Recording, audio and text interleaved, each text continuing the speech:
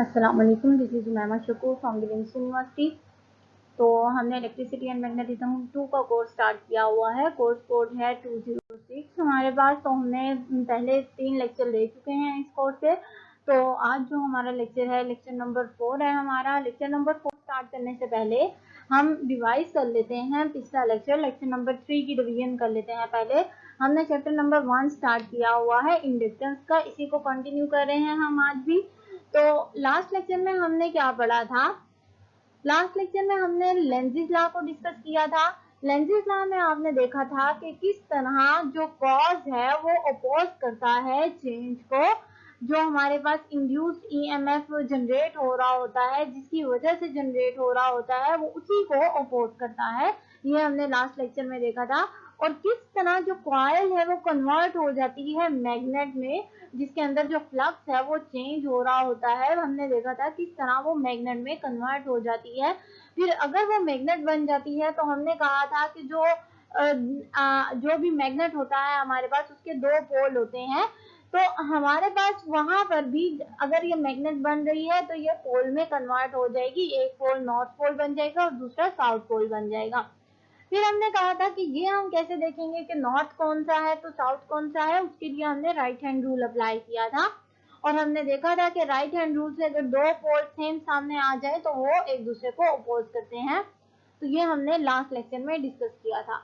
तो आज का जो लेक्चर है वो हमारा इंडक्टर टॉपिक पे है। जैसे कि जो हमारे चैप्टर का नाम है इंडक्टेंस, तो आज हम उसी का जो कंपोनेंट है इंडक्टर, उसको डिटेल से डिस्कस करेंगे। इंडक्टर हमारे पास बेसिकली है क्या? ये एक छोटा सा कंपोनेंट होता है। जैसे आप लैब में रेजिस्टेंस को देखते हैं, ये बिल्कुल रेजिस्टेंस की तरह छोटा सा एक कंपोनेंट होता है। और जैसे रेजिस्टेंस के ऊपर कलर बैंड बने होते हैं, उसी तरीके से इसके ऊपर भी कलर बैंड बने होते हैं। तो ये काम क्या करता है, कैपेसिटर से किस तरीके से ये डिफरेंट है, हमने आज ये सारा पढ़ना है। और हम देखेंगे कि इंडक्टर में जब हम इंडक्टेंस की बात करते हैं तो इंडक्टेंस को हम 2 टाइप्स में डिवाइड कर देते हैं, जिसमें से एक टाइप की वैल्यू आज हम फाइंड आउट करेंगे। तो इंडक्टर जो हमारे पास है, ये एक सर्किट का एलिमेंट है जो क्या करता है, स्टोर करता है एनर्जी को। कौन सी एनर्जी को? ये मैग्नेटिक एनर्जी को अपनी मैग्नेटिक फील्ड में स्टोर करता है। और इसके अंदर मैग्नेटिक फील्ड में हमने क्या डिस्कस किया था कि जब करंट कैरिंग वायर हो हमारे पास, तो उसमें मैग्नेटिक फील्ड भी जनरेट होना स्टार्ट हो जाता है। तो यहाँ से हम इंडक्टर की डेफिनेशन कर सकते हैं कि इंडक्टर हमारे पास एक ऐसा एलिमेंट है जो मैग्नेटिक फील्ड में अपनी मैग्नेटिक एनर्जी को स्टोर करता है। कब स्टोर करेगा? जब करंट उस वायर में फ्लो कर रहा होगा। सेकेंड पॉइंट जो हमारे पास है, this is just like a capacitor. जिस तरह हमने कैपेसिटर को डिस्कस किया था लास्ट सेमेस्टर में, कैपेसिटर एंड डाइलेक्ट्रिक चैप्टर में, तो उसमें हमने देखा था कैपेसिटर जो है अपनी इलेक्ट्रिक फील्ड में इलेक्ट्रिक एनर्जी को स्टोर करती है। सेम उसी तरीके से ये हमारे पास इंडक्टर डिवाइस है, सॉरी इंडक्टर कंपोनेंट है, ये भी एनर्जी को ही स्टोर करता है। दोनों जो है हमारे पास स्टोरिंग कंपोनेंट है। और जो कैपेसिटर है हमारे पास, वो स्टोर करता था एनर्जी को अपनी इलेक्ट्रिक फील्ड में between the plates of the capacitor. ये हम लास्ट सेमेस्टर में पढ़ चुके हैं। तो इंडक्टर की जो कैपेसिटी है उसे हम कैसे स्पेसिफाई करते हैं? उसे हम वर्ड इंडक्टेंस से स्पेसिफाई करते हैं। जैसे हम कैपेसिटर में करते थे स्पेसिफाई कैपेसिटेंस है कि कैपेसिटेंस उसकी एबिलिटी है कि वो कितने चार्जेस को स्टोर कर सकता है। तो इसी तरीके से इंडक्टर के बारे में हम क्या कहेंगे कि इंडक्टेंस वो एबिलिटी, इंडक्टेंस वो कैपेसिटी है जो बताएगी कि इंडक्टर अपने अंदर कितने चार्जेस को स्टोर कर सकता है अपनी मैग्नेटिक फील्ड के अंदर। इंडक्टेंस और कैपेसिटेंस जो है ये दोनों डिपेंड कर रही हैं ज्योमेट्रिकल फैक्टर्स के ऊपर। ज्योमेट्रिकल फैक्टर्स कौन कौन से हैं?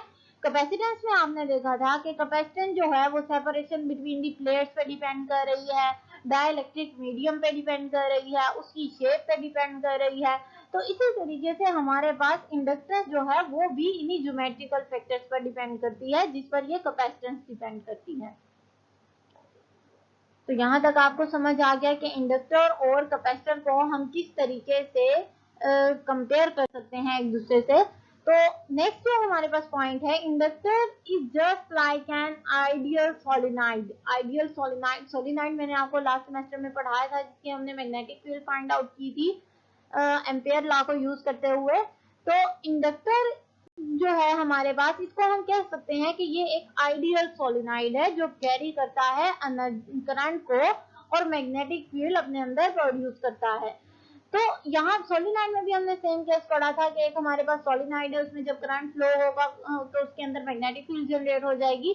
उसी के अकॉर्डिंग, क्योंकि दोनों का जो फिनोमिना है वो सेम है, उसी के अकॉर्डिंग हम कह सकते हैं कि इंडक्टर एक आइडियल सोलेनोइड है हमारे पास। If we change the current, अगर हम करंट को चेंज करेंगे इस केस में, तब हमारे पास मैग्नेटिक फ्लक्स चेंज होगा, और जैसे ही फ्लक्स चेंज होगा आपको पता है हमारे पास ईएमएफ इंड्यूस हो जाएगा, वहां पर जनरेट हो जाएगा। तो जो सिंबल ऑफ इंडक्टर है, इंडक्टर को हम किसी भी सर्किट में कैसे सिंबल से रिप्रेजेंट करते हैं, इंडक्टर को हम इस सिंबल से रिप्रेजेंट करते हैं। जैसे हमारे पास एक सोलेनोइड होता है, सेम उसी तरीके से कैपेसिटर का सिंबल हमारे पास क्या था, कैपेसिटर के लिए हमारे पास ये सिंबल था, और ये वाला जो है ये हमारे पास इंडक्टर का सिंबल है, ये वाला। तो इंडक्टेंस जो है इसे हम डिवाइड कर देते हैं, इंडक्टेंस मतलब उसकी जो स्टोरिंग कैपेसिटी है उसे हम डिवाइड कर देते हैं दो टाइप में, एक सेल्फ इंडक्टेंस, एक म्यूचुअल इंडक्टेंस।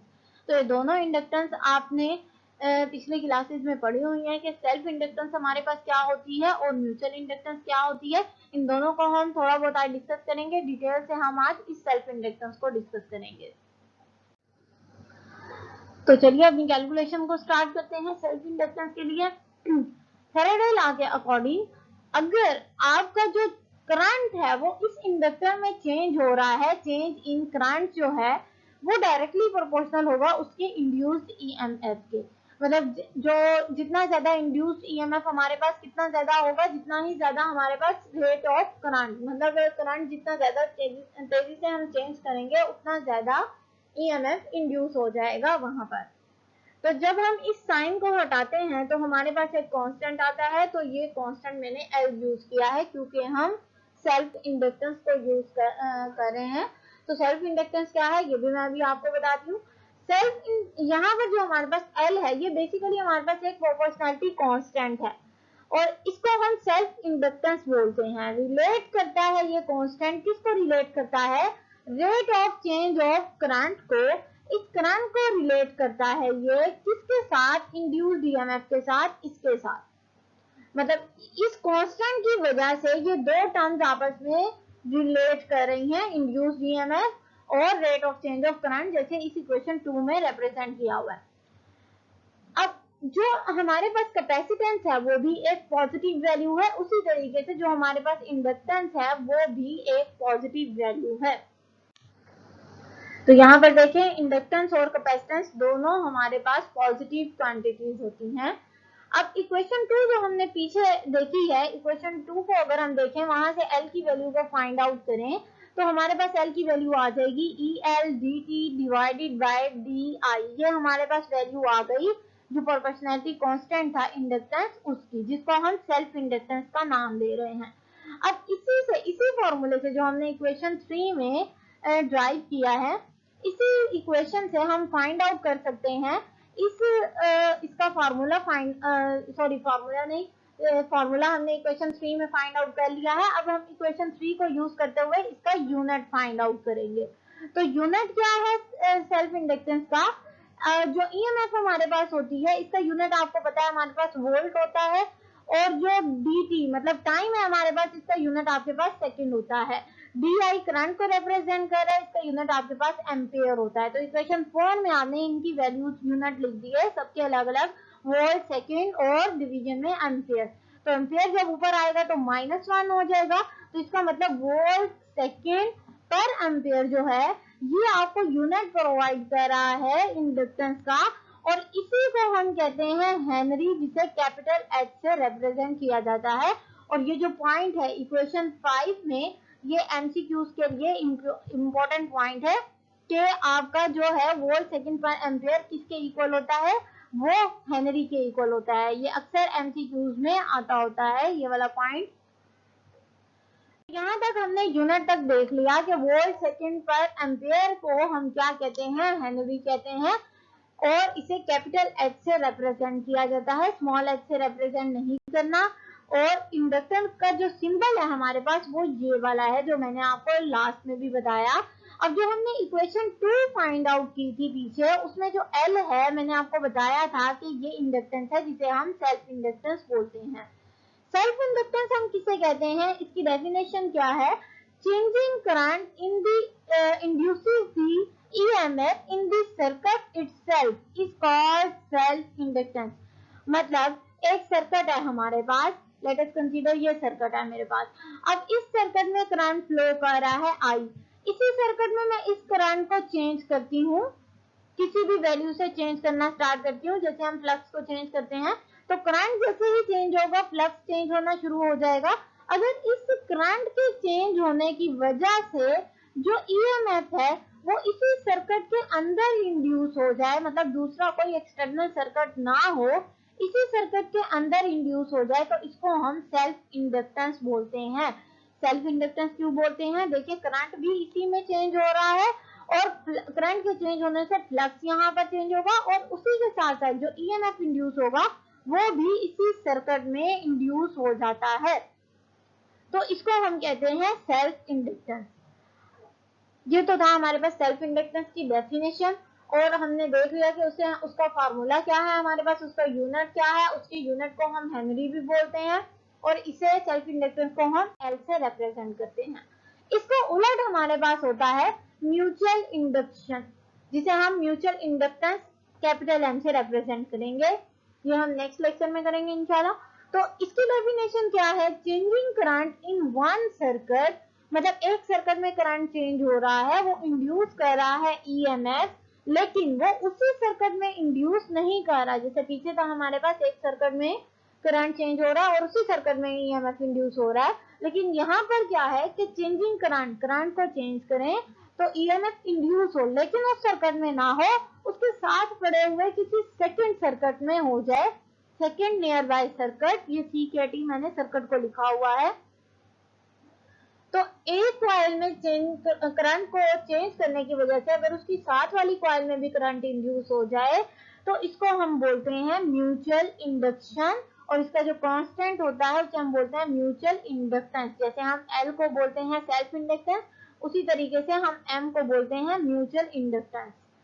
अब अगर हम लेंज़िस लॉ को यूज करें तो लेंज़िस लॉ ने क्या कहा था, लास्ट लेक्चर में हमने इसे डिस्कस किया था कि जो इंड्यूस्ड EMF है वो अपोज करेगा, चेंज को अपोज करेगा, तो अगर ये अपोज करेगा तो हमारे पास क्या आना चाहिए, जो हमने पीछे इक्वेशन ड्राइव की है उस इक्वेशन में हमारे पास नेगेटिव का साइन आना चाहिए, जो यहाँ पर रिप्रेजेंट किया हुआ है कि EL हमारे पास है -L di/dt, ये हमारे पास इक्वेशन 7 आ गई।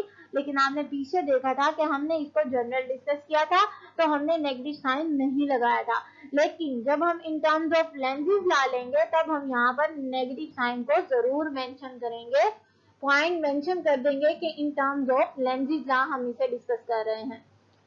तो अब हम क्या करते हैं, यहाँ तक हमने देख लिया कि सेल्फ इंडक्टेंस हमारे पास क्या है, म्यूचुअल इंडक्टेंस की हमने डेफिनेशन देख ली, सेल्फ इंडक्टेंस का फॉर्मूला हमने ड्राइव कर लिया, सेल्फ इंडक्टेंस के फॉर्मूले से हमने यूनिट भी ड्राइव कर लिया, यूनिट का सेकंड नाम भी देख लिया। अब हम इसी सेल्फ इंडक्टेंस को फाइंड आउट करते हैं कि अगर हमारे पास हमने कैलकुलेट करनी हो इंडक्टेंस तो हम कैसे इंडक्टेंस को कैलकुलेट कर सकते हैं। मतलब ये जो सेल्फ इंडक्टेंस है, बेसिकली जो हमारे पास म्यूचुअल इंडक्टेंस है, इसका भी सेम मेथड होगा जो हम यहाँ पर करेंगे सेल्फ इंडक्टेंस के लिए। नेक्स्ट में जो म्यूचुअल इंडक्टेंस होगी उसमें भी हमारे पास सेम मेथड है।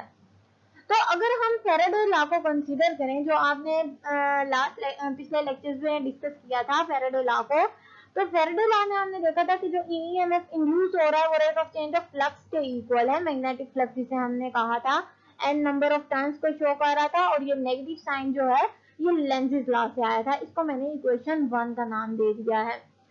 तो इसी तरीके से ये तो था फैराडे लॉ से। अब हमने आज क्या पढ़ा कि अगर हम इंडक्टर के पॉइंट ऑफ व्यू से फैराडे लॉ को डिस्कस करें तो हमारे पास चेंजिंग करंट को इंड्यूस करना चाहिए EMF, साथ में कांस्टेंट आया सेल्फ इंडक्टेंस का, और जब हमने लेंज़िस लॉ को कंसीडर किया तो हमारे पास ये नेगेटिव साइन आ गया, ये हमारे पास इक्वेशन 2 आ गई। अब हम क्या करते हैं, इस इक्वेशन 1 को और इस इक्वेशन 2 को कंपेयर करते हैं। कंपेयर करने से आपके पास क्या होगा, देखिए इक्वेशन 7 नहीं, ये इक्वेशन 1 है आपके पास, इक्वेशन 1 और 2 को हम कंपेयर कर रहे हैं। इक्वेशन 1 में देखें नेगेटिव साइन है, इक्वेशन 2 में भी नेगेटिव साइन है, तो ये जो नेगेटिव साइन होंगे ये तो एक दूसरे से कैंसिल आउट हो जाएंगे। बाकी जो रिमेनिंग टर्म्स होंगी, ये वाली रिमेनिंग टर्म होगी इसमें और ये रिमेनिंग टर्म होगी इक्वेशन 2 में। तो इन दोनों टर्म्स को हम रिलेट करेंगे, कंपेयर करेंगे और वहां से हम फाइंड आउट करेंगे इस L की वैल्यू को, जिसे हम फाइंड आउट करना चाह रहे हैं कैलकुलेटिंग इंडक्टेंस में। तो चलिए इसको परफॉर्म करते हैं हम।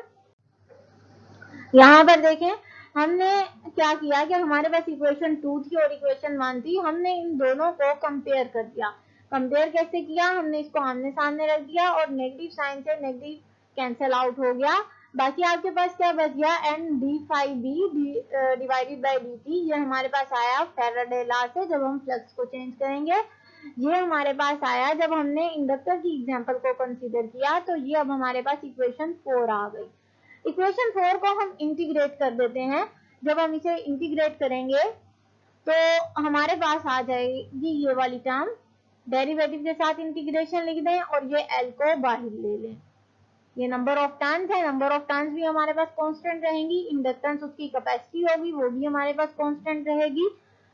अब यहाँ पर हमारे पास क्या आ जाएगा, डेरिवेटिव तो कैंसिल आउट हो जाएगा इस इंटीग्रेशन से, इसी तरीके से ये कैंसिल आउट हो जाएगा।